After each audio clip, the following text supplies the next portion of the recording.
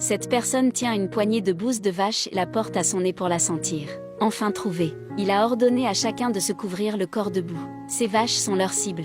Et ce gars Keda, tu es le fils du chef. Après s'être préparé, il a ordonné à tout le monde de se précipiter. Il doit forcer ce troupeau à la falaise. S'ils réussissent, ils auront assez de nourriture. Une à une, les vaches sont tombées de la falaise. Mais soudain, il y avait une vache qui a tourné et a couru dans la direction opposée. Keda avait tellement peur qu'il n'osait pas bouger. Le père a crié fort, disant à Keda de courir vite. Mais il n'a pas pu échapper à la vache. Le taureau l'a poussé vers le haut et est tombé durement au sol. Après s'être réorienté, le taureau a continué à le charger. Il a utilisé sa corne pour le faire tomber de la falaise. Le père prit précipitamment la lance, courut vers le taureau. Utilisez ses cornes pour faire tomber Keda de la falaise. Ne lâche pas ton fils.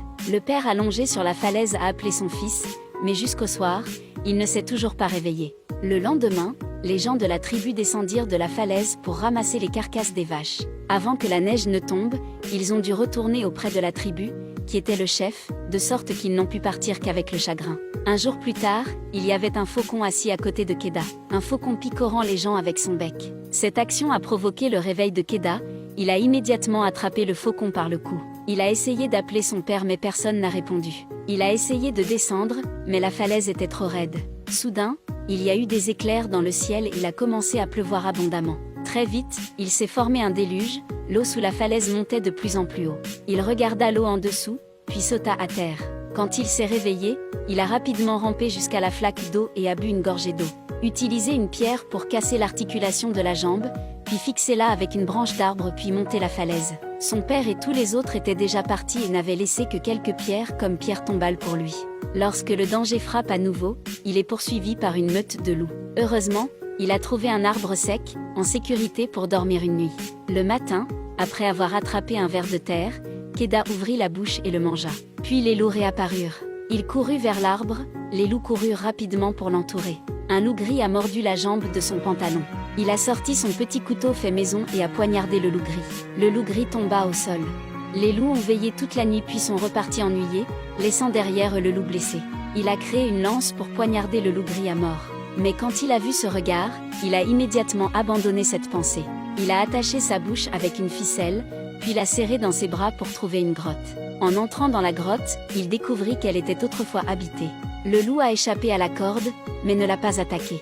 Après avoir versé un bol d'eau, il le poussa lentement devant le loup. Il a attrapé un lapin et le loup a voulu voler ce lapin. Mais étant giflé et effrayé en retour, il a mordu dans un gros morceau de viande.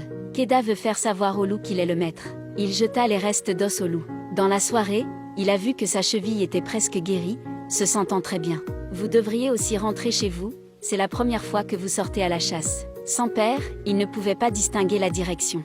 Le retour à la maison est extrêmement difficile. Tôt le matin, le loup a sucé la serviette comme pour le garder ici. Keda veut que le loup trouve sa propre espèce, mais le loup ne veut pas. Alors il partit tout seul. Mais le loup le suivait toujours, même s'il le poursuivait, le loup ne voulait pas partir. Le loup a soudainement découvert un sanglier, il a immédiatement couru pour chasser et Keda a aidé. Le sanglier y était acculé. Il tenait la lance dans sa main mais tremblait de peur. Loup tourna la tête pour regarder, expliqua Keda à la hâte. Juste comme ça, une personne et un loup deviennent une paire. La nuit quand il s'endormait, le loup était toujours à ses côtés pour le protéger. Les deux se soutiennent, le loup attaque et il aide. De plus, il lui a donné un nom, Alpha. Bientôt, un blizzard est arrivé, et s'il ne revenait pas rapidement dans la tribu, tôt ou tard, il mourrait de froid.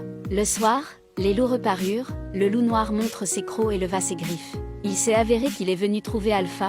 Alpha a couru pour lécher le loup noir, puis le loup noir s'est retourné et est parti. Alpha ne voulait pas partir parce qu'elle voulait le remercier. Il a semblé comprendre alors il l'a dit. Vous pouvez être assuré d'aller retrouver votre famille. Alpha hésita un instant puis se tourna pour partir, mais cette fois il le regretta. Sans Alpha, il serait très difficile de survivre. Sa famille lui manquait, mais ne connaissait pas le chemin du retour. Je ne sais pas si je peux revenir. À ce moment, il se souvint soudain du tatouage à 7 étoiles que son père avait dessiné pour lui. Son père disait que tant qu'il l'aura, il retrouvera le chemin du retour. Le lendemain, il avait un objectif et une direction. Il a lutté contre le blizzard. À cet instant, il regarda au loin, cela semblait être Alpha. Mais soudain, la glace sous ses pieds se brisa, il tomba, Alpha ne savait pas quoi faire. Il a bondi avec force, brisant la glace, mais son corps était si léger qu'il n'a eu aucun effet. À ce stade, il a sorti son poignard, l'a poignardé fort et finalement la glace s'est brisée.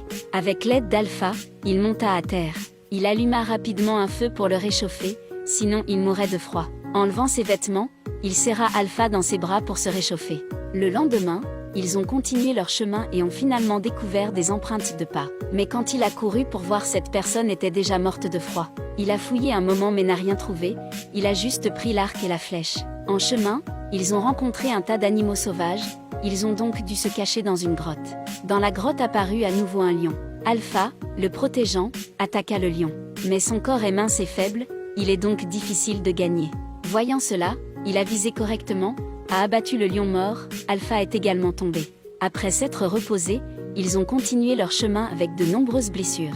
Mais peu de temps après, Alpha est soudainement tombé sur la neige. Peu importe comment il l'appelait, il ne pouvait plus tenir debout. Keda serra le loup dans ses bras et continua. Je ne sais pas depuis combien de temps ils sont partis, mais voyant enfin l'espoir, ils sont rentrés à la maison. Arrivé devant son père, il tomba à genoux. Alpha, il a besoin d'aide, dépêchez-vous de le sauver. Ils ont finalement été sauvés. De manière inattendue, Alpha a donné naissance à 5 loups, peut-être que la maternité l'a retenu jusqu'à présent. Un homme, un loup était assis au coucher du soleil, et 5 petits loups s'ébattaient devant eux. Depuis, ils ont des assistants de chasse. C'est le premier chien de l'humanité, fidèle à jamais. S'il vous plaît, cliquez sur j'aime et partagez, laissez vos commentaires.